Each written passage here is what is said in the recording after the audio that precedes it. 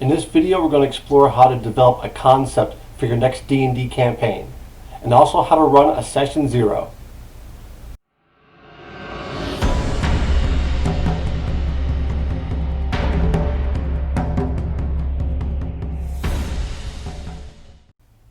Hello and welcome to Attacks of Opportunity. I'm your host, John Sprunk. Today we're starting a new series about how to build your own campaign from the ground up. Please hit the subscribe button below. Thank you so much. Building a campaign is a lot like building a novel. It's also a lot different. One similarity is you have to have a basic concept around which to build the campaign. The kernel of a story, a place where things begin, or a specific theme that you want to address. I usually start a new campaign with a few brainstorming sessions alone. I sit in front of my computer and I start to dream up ideas about what I want to do. Sometimes I'll pour through all the old modules I have of published material for ideas. Sometimes I'll draw maps freehand and see what comes up. Sometimes I'll look to famous pieces of literature about themes or ideas that really touch me that I want to convey to my characters. Whatever it is, I'm looking for something around which to base an entire campaign. So it has to be a pretty fundamental idea. The first question is, what kind of campaign do I want to run? There's always the traditional heroic model, where the characters are heroes, trying to accomplish some good, probably by fighting some evil forces. Then there's an anti-hero campaign, where the heroes act not out of altruism, but out of self-interest. This is more of a gray campaign. And then you can go full-on evil, where the player characters are hell-bent on destruction and death and only achieving their own aims. How about a horror campaign, where you play on the fears of the characters, something like Ravenloft? Or a science fiction fantasy mashup, where you have spaceships and laser swords with your magic. Anything's possible with D&D. So you should dream of a concept that really gets to you. You want to think about what conflicts are going to be involved in the campaign. Who is opposing who? Is it a battle for the fate of the entire world? Or is it one evil wizard hell-bent on controlling one small region?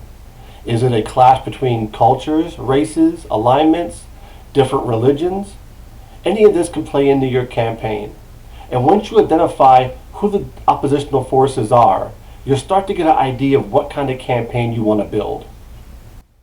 During these brainstorming sessions, what I'm really doing is looking for a series of adventures I can tie together into a coherent story. Then I boil that series down to one concept that I can pitch to my players. Why do I do this? Well, for one, to whet their appetite. If I tell them, this is the kind of campaign I want to build, I can gauge their level of interest. Are they up for it or not? If they're not, I keep thinking. Also, by informing them what kind of campaign I want to run, I'm telling them what kind of characters would be most appropriate. If I'm doing a heroic campaign, where the characters are mostly doing good deeds, it doesn't make sense to have a party filled with assassins and bounty hunters and mercenaries who only want to get money and fame. The same goes for the opposite. If I'm building an evil campaign, probably a paladin of a good deity isn't going to be very welcome. So by letting them know what kind of characters they should make, we're already starting the process of building the story together. As we develop this series of videos, I'm going to be using one of my own homebrew campaigns for examples. A couple years ago, I started working on a new campaign for my D&D group. I knew the heart of it was going to be the Temple of Elemental Evil, a module written by Gary Gygax and Frank Mincer. I've already run the temple several times in the past with different groups, and I love it. It's one of my all-time favorites. It's so gothic and horror-laden, but it's also heroic and traditional at the same time. So I knew I wanted to have that as the heart, but I didn't want to start the players on day one confronting the temple. So I made some introductory adventures to happen first.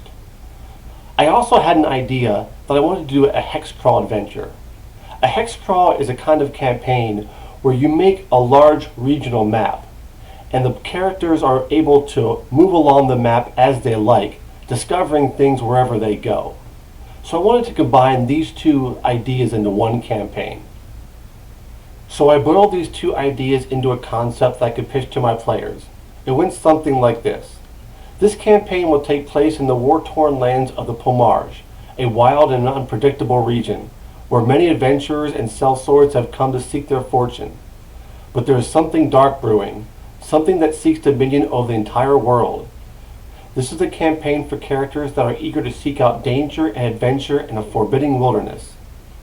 As you can see, I mentioned in the description the setting, to set the tone a little bit. I also mentioned the growing threat that characters might face someday. I don't want to give away too much information at this point. I just want to tantalize them and give them some hints about what kind of campaign this will be and what kind of characters will be most fitting. Fearless adventurers, eager to seek out new dangers. As long as they adhere to that basic idea, whatever they come up with will be fine. So now the next part is to schedule a session 0. Now, full disclosure, I had already started this campaign, at least building some of it, before I pitched this concept to my players. That's because I've been playing with them for years and years, and I know what kind of adventures they like, so I was pretty sure that they would go for this. If you've got newer players in your group though, I suggest pitching the concept before you're doing too much work, because if they hate the idea, that's just wasted time for you. So now that my players were excited about this new campaign, the next step was to build a party. Now I've said it that way for a reason, build a party. There are some groups that are totally cool with having every player go off on their own, make their own character, and then they all come together for the first session for the first time and meet. That's 100% fine. However, I find that I like the players to have some cohesion in the group, some reasons for them to be together. Back in the day, we were playing D&D when we were 10, 11, 12 years old. It was very standard to have everybody make their own character, bring it to the first session, the DM has us all meet in a tavern, we have a drink, and decide to adventure together. Nothing wrong with that whatsoever. A lot of great campaigns have started that way. However, I do like to have a little bit more depth in my campaigns these days. So what I try and do is help the players build a party that is already built from the ground up to work together. Instead of just having the characters be a bunch of mercenaries who happen to bump into each other and then have to decide to risk life and limb defending each other against horrible, evil creatures, why not start from the very beginning, giving them some reasons to be together? One of the common bonds I use is family relations. I often try to pitch to my players that one or more characters are related, either by marriage or by blood. This gives them a reason to defend each other, if nothing else. I mean, you might not love hanging out with your little brother or sister, but you probably won't stand by while some goblin tries to stick him with a spear, right? That's the idea. It gives the characters reasons to stick together. And family relations are fraught with drama, which has a whole bunch of built-in role-playing opportunities. So you're hanging out with your brother in the same D&D party. Maybe you don't get along so well. There's some bickering that goes back and forth. This sort of banter helps the whole group sink into the game a little bit more.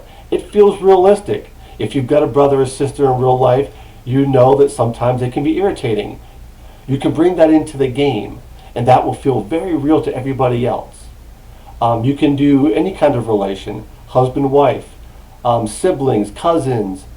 Parent and child is tougher because of the age gap.